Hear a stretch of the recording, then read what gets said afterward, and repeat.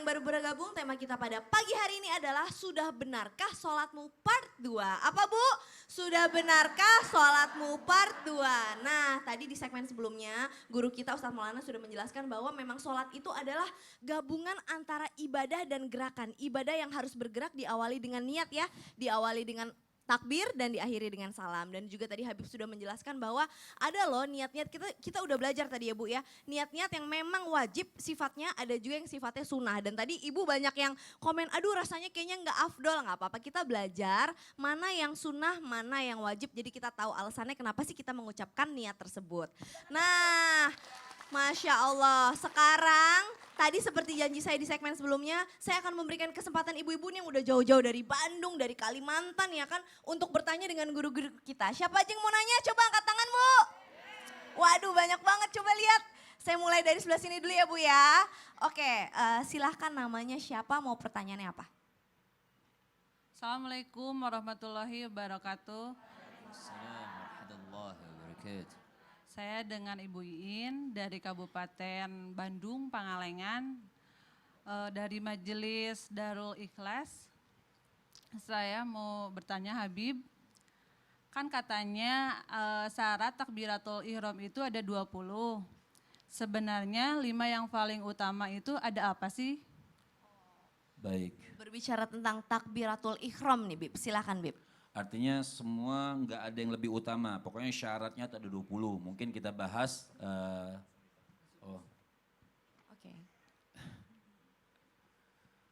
Artinya tidak dikatakan utama atau tidak utama. Karena syarat takbiratul ihram ini ada 20 syarat. Mungkin kesempatan kali ini bertemu kita bahas 5 syarat dulu. Yang pertama apa syarat takbiratul ihram? Syarat takbiratul ihram an yusmi'a nafsahu hurufaha. Orang kalau takbiratul ihram itu suaranya Bu dari A sampai bar itu harus kedengeran. Misalnya Allahu Akbar. Dari A sampai bar kedengeran. Enggak boleh takbiratul ihram begini.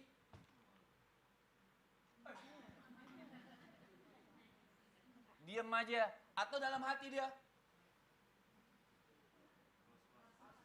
Dalam hati juga nggak boleh Bib? Tidak sah sholatnya. Atau mulutnya apa? Kayak ikan mas koki gitu. Komat kamit. Ada gerakan tapi nggak ada suara misalnya. Ada gerakan tapi nggak ada suara. Misalnya begini. Misalnya begini nih.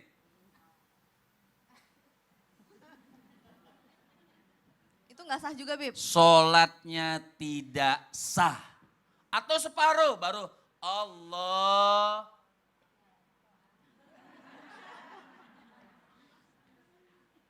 Juga tidak boleh, tidak sah. Jadi dari A sampai bar an yusmi'a nafsahu. Minimal dia sendiri dengar. Kalau imam wajah dikencangkan Allahu Akbar. Ini jangan juga makmum kekencengan, lebih kencang daripada imam. Allahu Akbar. Pada ruku. Iya. Bingung akhirnya.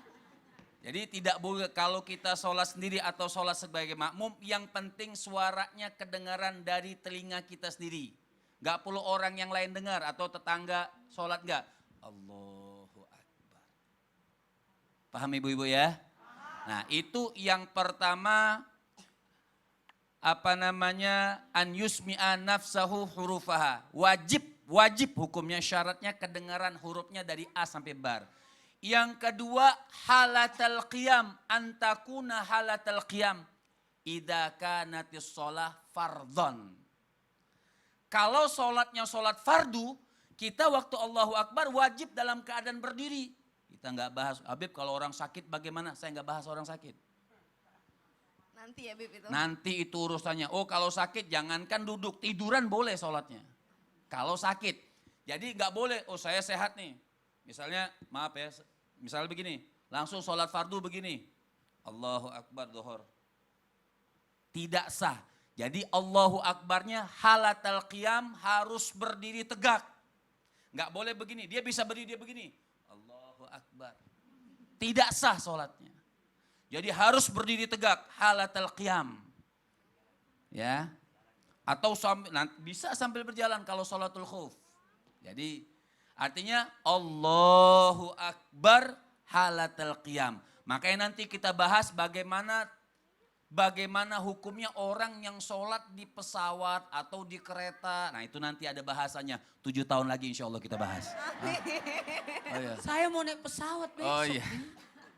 Jadi halatal qiyam. Jadi harus halatal qiyam, waktu berdiri. Kemudian syarat yang ketiga antakuna bil arabiyah. Harus dengan bahasa Arab, nggak boleh ini Caca dirubah bahasa Indonesia, nggak boleh ini. Kalau niat dalam hati boleh, nggak boleh misalnya kalau bahasa Jawa, ada orang Jawa sini? Bahasa Sunda ini. Ya, Sunda. Sunda, iya mana Sunda? Ini Ya. semuanya nih, Beb. Oh, gimana Allah Maha Besar, Gusti apa? Nah, misalnya Gusti Nu Maha Agung. Gusti Maha Agung misalnya. Allah Maha Agung, Allah Maha Agung. Nah, enggak sah, harus bil Arabiyah, harus dengan bahasa Arab. Tapi dalam madhab Imam Syafi'i, misalnya orang mau sholat diajarin, enggak bisa. Sampai udah mau waktu keluar, enggak bisa juga diajarin, boleh diterjemahkan. Tapi dengan syarat sudah betul-betul belajar. Paham? Ini sampai ngos-ngosan ini ngejar waktu nih. Ya. Udah berapa syarat kita? Ya, baru 3, Beb. Baru 3. Yang keempat syaratnya harus pakai kalimat. Nanti insya Allah kita bahas lagi. Kenapa, Beb? Nyusul insya Allah. Oh ya Allah, waktunya baru 3. habis. Waktunya habis baru 3, Beb. Beb, tadi kan Allahu Akbar berarti itu harus ada suaranya nih, Allahu Akbar. Itu Harus baik pakai laki-laki suara. ataupun perempuan. Baik laki-laki atau perempuan. Tapi kalau perempuan mungkin suaranya lebih dikecilin Lebih sedikit. dikecilkan tapi tetap harus mendengar. Artinya mau sholatnya kalau perempuan kalau jadi imam kan harus besar. Iya, iya. Kalau dia makmum kecil. Atau Kecil. sholat sendiri juga kecil. Iya. Jangan sholat sendiri satu kampung denger repot. Oh gitu. repot, baik. Pokoknya saya minimal diri saya sendiri harus denger ya, Beb. Betul. Allahu Akbar, tapi harus ngomong berucap diucapkan. Dari A sampai bar. Oke, nggak boleh dalam hati ya, Beb. Nggak boleh. Jazakallah khair, terima kasih Afwan. banyak, Beb. Masya Allah, masih penasaran ya, Bu ya? Dan masih banyak banget nih yang pengen kita pelajarin dari guru-guru kita. Nah, sekarang kita akan memberikan kesempatan nih buat jamaah yang ada di rumah yang udah pada komen, masukin pertanyaan di sosial media kita dan kita akan mengundang guru-guru kita. Habib silahkan kesini lagi, Bib, Ustadz Maulana dan juga Ustadz Syam. Nih banyak banget pertanyaan yang sudah masuk nih. Yang pertama langsung aja yuk kita buka ya. Yang pertama dari siapa nih? @fitrihan4526. Assalamualaikum Ustadz dan Ustazah. Hari ini lagi gak ada Ustazah ya. Saya mau nanya kalau kita sedang sholat terus bersin dan Masya Allah. Contoh. Oh contoh bersin. Dan mengucapkan kalimat tabiyah alhamdulillah. Toyibah. Alhamdulillah. Apakah sholat kita menjadi batal? Syukron Ustadz dan Ustazah. Ustadz Syam deh tadi yang membenarkan saya. Kalimat toyibah. Baik, bismillahirrahmanirrahim. Di zaman Rasulullah pernah terjadi hal demikian. Ada sahabat yang sedang bersin, lagi sholat bersin. Kemudian dia mengucapkan Alhamdulillah. Maka setelah sholat Rasulullah mengatakan itu masih dibenarkan. Kedua kalinya ada sahabat yang bersin lagi. Dia mengucapkan Alhamdulillah dengan keras, dengan lantang.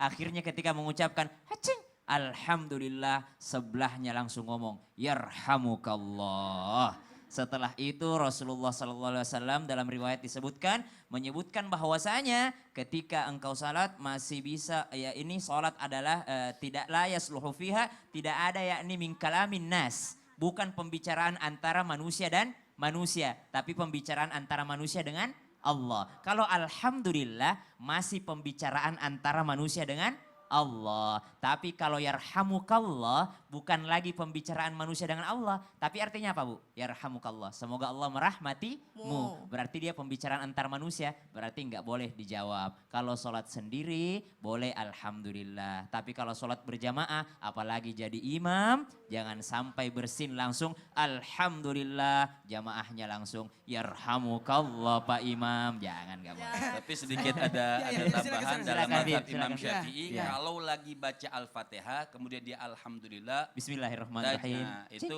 wajaba isti'nafuha, wajib dia ulang Fatihahnya. Ya. Dalam Al-Fatihah. Ya, Iya.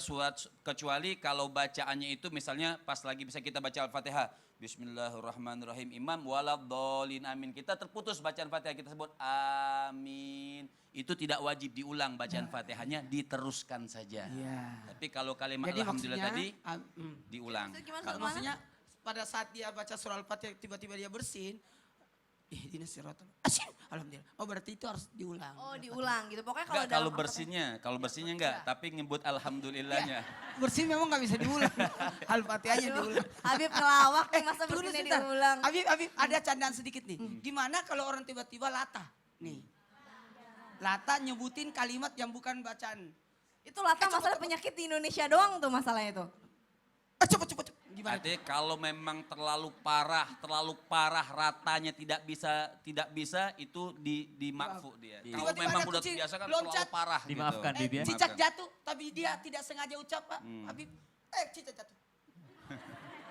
Kalau bisa harus ditahan ya, Bib. Ya, tapi kalau memang ditahan. bisa dia tahan, dia ucapkan batal sholatnya. Oh baik. Oke kalau gitu kita langsung ya guru-guru kita ke pertanyaan berikutnya dari @robi7445. Assalamualaikum Ustadz, saya mau tanya, apa benar jika setelah sholat istikharah kita ingin bertemu dengan orang yang sudah meninggal harus baca surat Al-Fatihah sampai 143 kali? Katanya seseorang yang sudah meninggal akan muncul di hadapan kita. Apa itu benar adanya atau itu jin yang menyerupai sosok almarhum Ustadz? Sosok almarhum Ustadz. Jangan, salah koma bahaya loh, Cah. Almarhum Ustadz. Menyerupai sosok Yang almarhum. meninggal itu, ya Cah, yang Iya. meninggal itu si saya bukan saya. Oh iya, Masya Allah. Koma Ustadz, mohon penjelasannya. Ini nggak pakai Ustadz sih, nggak pakai koma sih. Saya jadi kebablasan. Oke, silakan Habib. Artinya kalau ini saya jawabnya singkat saja, tidak ada satu riwayat yang menjelaskan seperti itu sehingga datang jenazah. Cuman memang ada hikayat cerita, kalau mimpi bisa gak? Bisa saja. Orang datang kepada Imam Hasan, seorang ibu. Wahai Imam, aku pengen mimpi anakku yang meninggal dunia, bagaimana keadaannya? Imam Hasan doakan. Kemudian Allah ilhamkan dia mimpi melihat ada keadaan anaknya di kuburan Allah Subhanahu wa taala. Seperti itu. Artinya kalau sosok langsung tidak bisa, kemungkinan itu jin yang menyerupai.